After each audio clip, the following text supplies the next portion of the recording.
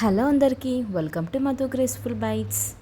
ఈరోజు మన ఛానల్లో మీకోసం ఎన్నో ఆరోగ్య పోషకాలున్న మెంతి ఆకుతో చపాతీ ఎలా ప్రిపేర్ చేసుకోవాలో చూపిస్తున్నాను. రొటీన్గా ప్లెయిన్ చపాతీ కాకుండా ఇలాంటి ఎన్నో ఆరోగ్య పోషకాలున్న మెంతి ఆకు వేసుకొని చేసుకుంటే చాలా చాలా టేస్టీగా ఉంటుంది. అదేవిధంగా మన హెల్త్కి కూడా చాలా మంచిది. ఎందుకంటే మెంతి ఆకులో మనకి హెల్త్ బెనిఫిట్స్ చాలా ఉంటాయి.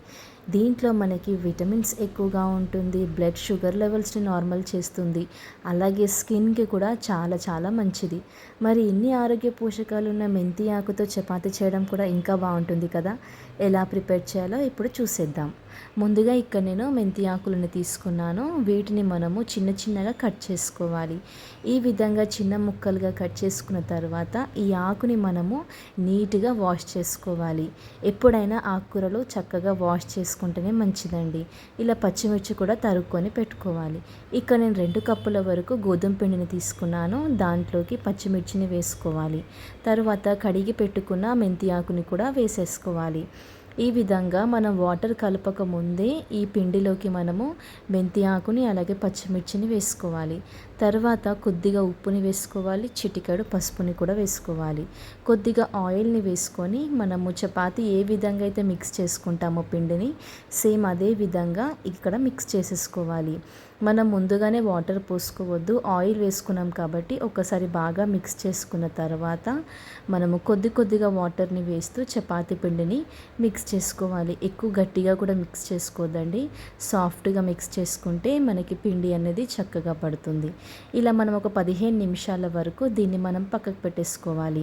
15 నిమిషాలు పక్కకు పెట్టుకున్న తర్వాత మనం కొంచెం పిండిని తీసుకొని ఇలా కొద్దిగా పొడి పిండిని వేసుకొని మనము చపాతీలని చేసేసుకోవాలి. మనము నార్మల్గా చపాతీ ఏ విధంగా అయితే చేసుకుంటామో సేమ్ అలానే ఇలా పొడి పిండిని వాడుతూ మనం చపాతీని ప్రిపేర్ చేసుకోవాలి. ఎక్కువ సన్నగా కాకుండా ఎక్కువ మందంగా కాకుండా నార్మల్గా ఈ విధంగా చేసేసుకోవాలి.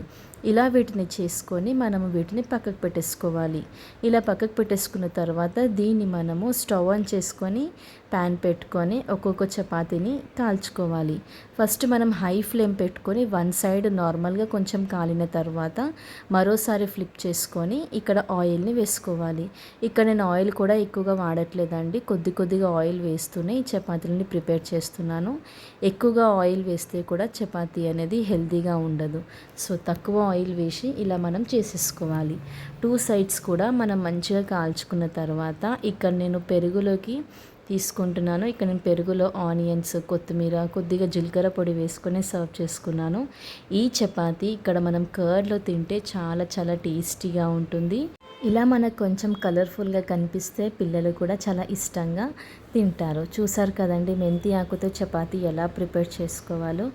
ఈసారి మీరు చపాతీస్ చేసుకున్నప్పుడు ఇలా మనము మెంతి ఆకు వేసుకొని చేసుకోండి, చాలా చాలా బాగుంటుంది. వీడియో కంప్లీట్గా చూసారు కదా, మీరు కూడా మీ ఇంట్లో తప్పకుండా ట్రై చేయండి. ట్రై చేశాక ఎలా కుదిరిందో మధు గ్రేస్ఫుల్ బైట్స్ ఛానల్లో కామెంట్ చేయడం మాత్రం అస్సలు మర్చిపోకండి. Thank you for watching Madhu graceful bites. Like, share, subscribe. Bye.